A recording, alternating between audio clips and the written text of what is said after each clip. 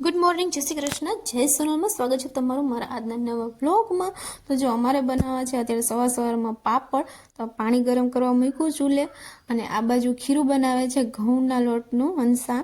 પછી એને કોથળીમાં આ રીતે પ્લાસ્ટિકમાં પાથરી અને પાપડ બનાવી નાખવાના। આ બનાવ્યા અમે ઘઉંના, અને થોડાક બનાવ્યા ચોખાના, બે બનાવી લીધા। એ પછી ભગવતી આવી તો ભગવતી કહે કે મારે શીખવાઈ ગઈ કે તો મને આપો એ કે બનાવવા। આ બાજુ હંસા બનાવતી હતી, એક બાજુ હું બનાવતી હતી। પછી અમે ત્રણેય પાપડ બનાવી નાખ્યા, અને એ પછી અમે તૈયાર થઈ અને બાજુમાં બેસવા ગયા હતા। 2-3 જગ્યાએ બેસવા જવાનું હતું એટલે। તો જો આ મેં સાડી પહેરી કે ને કેવું લાગે છે મારો લુક જોઈ લ્યો। અને પછી હાલીને અમે ગયા, અને ત્યાં ગયા તો મસ્ત મજાનો એક નાનો છોકરો હતો, એને મોબાઈલમાં જોયો અને હાય એવું કરતો હતો, અને મસ્ત મજાના અમે ફોટા પાડ્યા અને એને રમાડ્યો થોડીક વાર।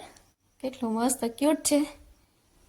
અને એ પછી અમે ઘરે આવ્યા। ઘરે આવી અને મેં શાક ને સંભારો ને એવું બનાવ્યું ને હંસા ગાય દોવા બેઠી, તો મને મન થઈ ગયું જોઈને કે લાય મને દોવા દે।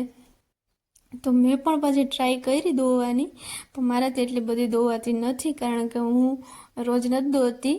એક દિવસ દો અને 10-15 દિવસ પછી ન દો, એટલે થોડું ઘણું દોવાય માંડ। તો બસ મેં ટ્રાય કરી, અને આજનો વિડીયો અમારો કેવો લાગ્યો એ જરા કમેન્ટ કરજો। ગમ્યો હોય તો લાઈક કરજો, શેર કરજો। આવજો, બાય।